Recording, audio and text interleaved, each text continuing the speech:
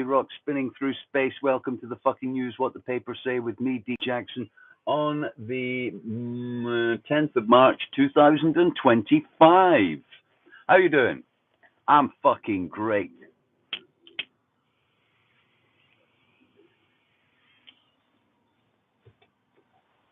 I hope you are too. I've got a cup of oppression and torture, and I'm smoking some slaves in the field.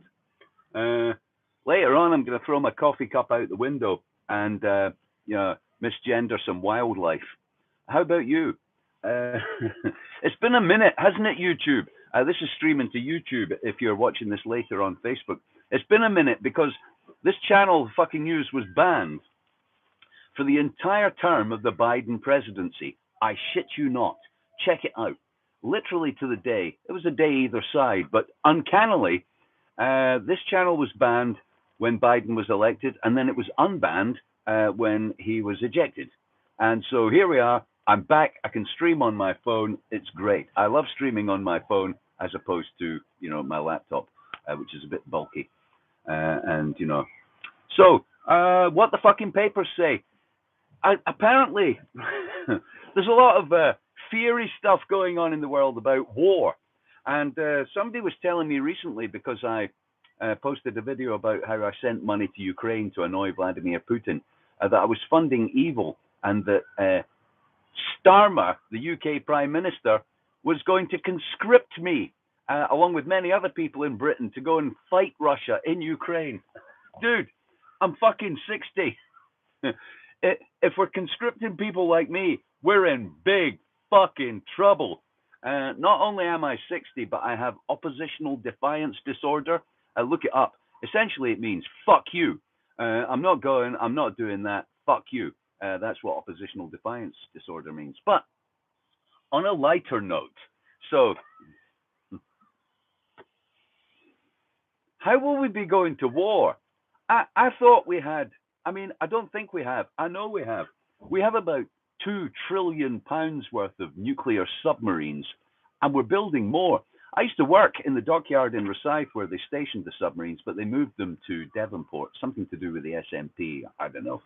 But yeah, Britain, along with the other permanent members of the Security Council, no coincidence this, but Britain, along with the other permanent members of the Security Council, has nuclear submarines. The kind that have nuclear missiles and that can stay submerged for a year and pop up anywhere in the world and launch nuclear death on you from anywhere to anywhere else on the planet. So I guess my question is, are you saying the nukes don't work? If they don't work, how about we fucking sell them? Because obviously they're fucking pointless. If there's going to be war, oh no, there's going to be a war. We'll have to conscript people to go. Why would we conscript people to go and fight in Ukraine when we could just do a big reveal? We could have a curtain, and here's Trident. So okay, Putin, now back in the fucking box, or any other fucking crass bully dictator on earth. Z, take a look, check it out. We've all got these. They're supposed to ensure peace, aren't they? They're supposed to be a deterrent. Well, they are and they aren't. So, if they're not going to work, if they're not a deterrent, I propose, I'm not a fan of the SNP, the Scottish National Party. They want to get rid of Britain's nuclear deterrent because they say it costs too much and it doesn't work. And on the face of it, I'm warming to that suggestion since there's talk of us, when I say talk, I mean not from the government. The government hasn't proposed any conscription yet. But if it does, I'm pretty fucking sure they won't conscript 60-year-old stoner guitar players. So I'm not too worried. But let's just consider exactly what would happen if we needed this deterrent in light of the following, right? Donald Trump's regime turned off the F-16s that were sent to Ukraine. They just disabled them. Actually, they disabled the radar that they rely upon for targeting. So although they didn't disable the planes are fucking useless now. And Germany is about to buy, I think, about 30 F-35s, the world's most advanced fighter bomber jet. But it turns out that America can turn them off as well. So if America didn't like who Germany was planning to fight and bomb, they'd just fucking turn their planes off. Similarly, I can tell you, it's not a big secret. In fact, quite a lot of people know this shit. Britain's nuclear deterrent is built around the Trident missile, which is what our submarines have. If we want to launch them, we have to ask Donald Trump for permission. So, right at this very moment, these nuclear fucking missiles are worse than fucking useless. Because we can't use them without Donald Trump say so. So if, I mean, it's not going to happen, but if we were embroiled in some sort of World War III scenario, they would be worse than a chocolate poker. War. Anyway, speaking of the war, so here's what the papers say. Let's do what the papers say. The big headline here is that UK is to coach Ukraine before key peace talks that are taking place in Saudi Arabia. That well-known bastion of human rights, civil liberties, and peaceful democratic rule. Oh, no, it's none of those things. So anyway, I think this headline, instead of saying UK coaches Ukraine before key peace talks, should say UK grooms Ukraine for abuse before surrender talks. Speaking of nuclear war, by the way, if anybody's afraid of nuclear war, let me put your mind at rest. The last time nuclear weapons were used in war, we exploded 2 in Japan, Hiroshima and Nagasaki. Since then, during a period of atmospheric testing, human beings exploded over 500 nuclear weapons in the atmosphere of planet Earth. Hey, chemtrailers, there's something for you to get worked up about. Still not wearing a mask? Go figure. So over 500 nuclear weapons have already been exploded in the atmosphere on Earth, and I haven't seen many three-headed people or even fish. In fact, the background radiation on Earth has gone up, but not enough to mutate your children. Certainly not as much as phthalates have done for the gender dysphoria of Earth, but that's another story. It would take about 50 nukes to wipe out every major center of population on this planet. 50. We've exploded over 500. It would only take 50 to destroy our civilization, and they would barely add a nanosievert to the level of radiation on planet Earth. So don't worry about nuclear war, because even if it happens, it's not that much of a problem for the flora and fauna. Big trouble for Big Macs, McDonald's, Deliveroo, and Uber, because it's hard to run those kind of businesses when most of your customers are ash on the floor. Speaking of the end of the world, here's a story about climate change from blah blah blah blah Alan Titchmarsh, who's a gardener, famous one in the UK. He says that people shouldn't eat avocados. And he says we shouldn't eat avocados because most of them sold in the UK are grown where the rainforest has been felled at an alarming rate to accommodate them, he wrote.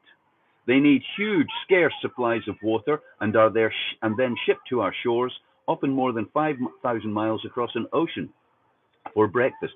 He said, there's a lot to be said for cornflakes, Weetabix, and Shreddies. Because, of course, Alan, nowhere was ever deforested to clear vast areas of fucking wheat-growing prairie.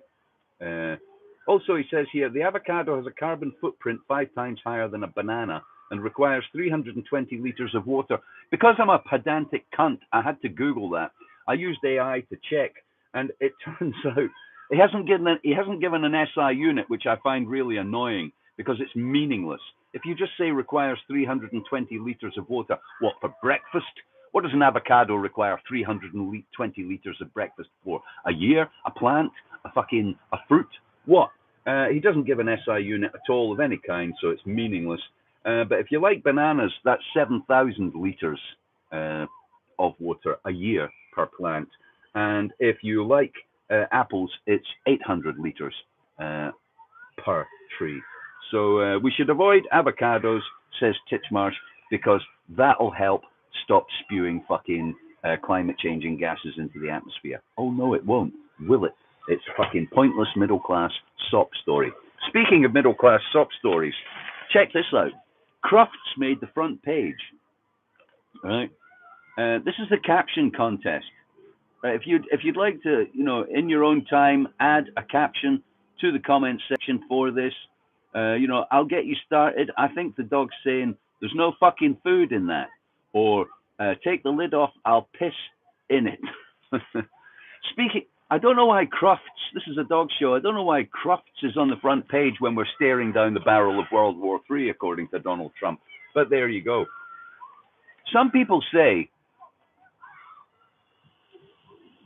that dogs are like their owners. Hello there, Ass 16901. How do I keep up the cheery persona? Drugs. Honestly, don't worry about anything. I mean, life is far too short to worry about anything, really. At least it is for me. So yeah, dogs, they say, are like their owners. My recent experience of comments on my videos made me think that maybe comments are like the people who make them. Like, imagine a comment is a dog. Some comments are like assistance dogs, like blind dogs. They're really useful. Somebody told me recently that Russia has, in fact, paid back all its debt, and I posted a correction and thanked them. That was like a guide dog, helping you to, to be more, correct, factual, and straight up. I like that sort of thing. Those kind of comments, like guide dogs. Some comments, like their owners, are silly and fluffy and friendly, and they make you laugh, like an Irish red setter. Oh, what a pithy wit. And some comments are like turds. They're small and brown, and they're like shit. I think you know who I'm talking about. Anyway, on with the paper. There's another one here. It says, this is a Scottish edition of the Times. It says, the police are calling for working from home and school expulsions to stop, to cut crime, because there's a lot of crime in Scotland. We have a lot of feral youths running about, bricking cars and setting fire to recycle bins. We do. Literally, that's happening round the corner from my house. I don't think working from home and school expulsions are going to help. I think what we should do is we should send the parents to jail for the crimes their children commit. I know, it seems hard, but I'm pretty sure it'll fucking work. If your child, say, under the age of 16, beyond the limit of criminal responsibility, commits a crime, you should have to do the punishment, whatever that might be. I'm pretty sure that'll cut crime real fucking quick.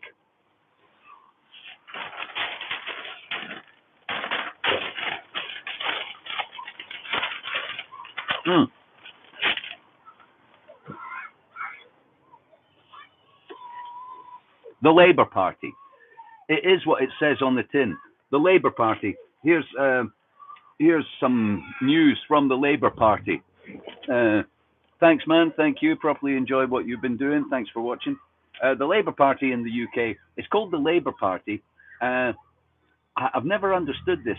They're the party of working people, and they called themselves Work. Like, they're not going to set you free, right? We live in a medieval feudal society where the aristocracy own all the fucking land, and we're like their fucking livestock.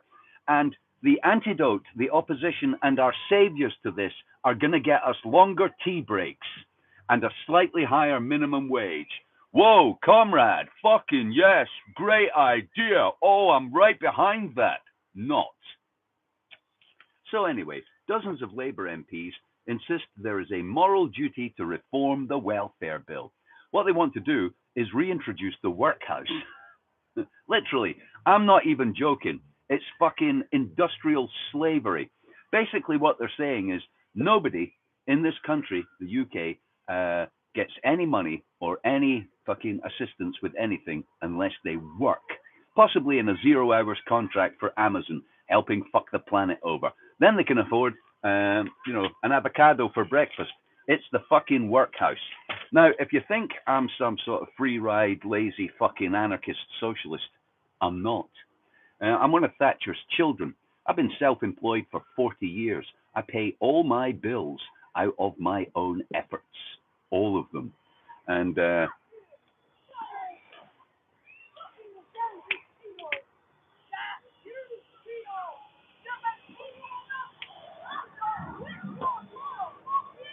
feel that. Yeah, I buy all my own drugs, like James Brown. I used to say to my children, it's okay to do drugs as long as you buy them yourself and you still make the gig. And so, yeah, I'm not, saying that people in this country should receive benefits and sit about doing fuck all. I'm actually against benefits, but strangely, I'm also against a few wealthy families owning the entire place and treating us like they're fucking livestock. And if you've ever been to Britain or you live in Britain, you might know that this is true. If you buy a piece of land in Britain, you're not allowed to live on it because that would allow you to escape the fucking livestockness that they have in mind for you, your children, and your children's children. Literally, livestock. Labour, comrade, longer tea breaks, sunnier weather. There's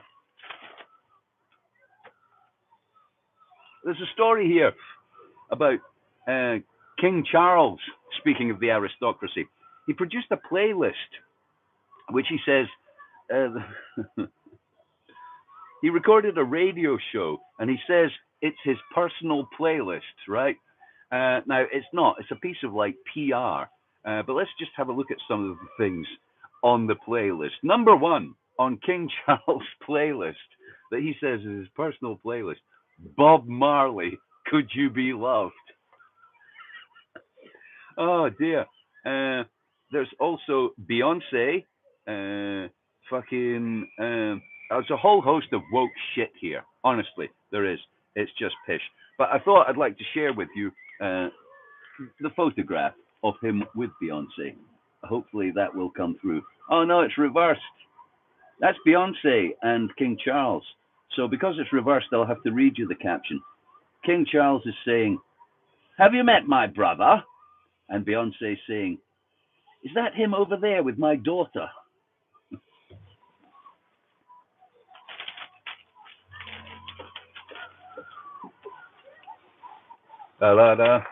What else have we got? Right. Kemi Badenoch, who's leader of the opposition.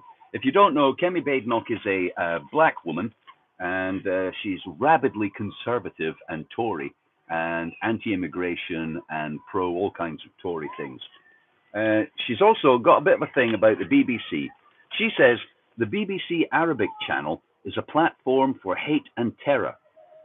She said it's full of appalling anti-Semitism and anti-Israeli bias. Kemi, it's the fucking Arab channel. The fucking Arabs and Jews. They've been fighting for 900 years. If you gave Arabs a channel to express themselves, what do you fucking think would be on it? Really, what do you think would be on it in the free world? Eh? Hey, die, die, da, dee, da, die, die. Oh, no, not that. I'm pretty sure the Arabs have got some pretty bad things to say about the Jews. And if this were the free world, they'd have a channel where they could say that shit. Meanwhile, the London School of Economics defends free speech over a launch of a book about Hamas. Now, this is a book about Hamas. It's not by Hamas. This isn't a book that Hamas wrote.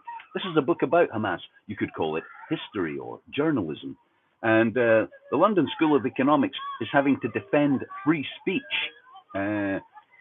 against claims that they are pro-Hamas by acknowledging historically that there is something called Hamas. It does exist, and this is what they're like. Honestly, I'm not a fan of Arabs or Jews. Fuck you both. I should say Muslims and Jews. Arabs I have no problem with. Muslims, fuck you. Jews, fuck you too. Christians as well. If you're a Christian and you tuned into this by mistake, all religion is evil.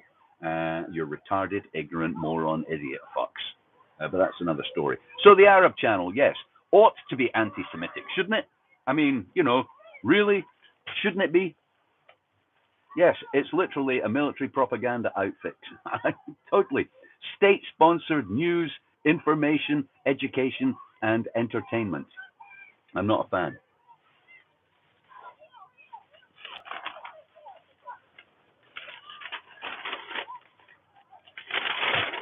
Mm.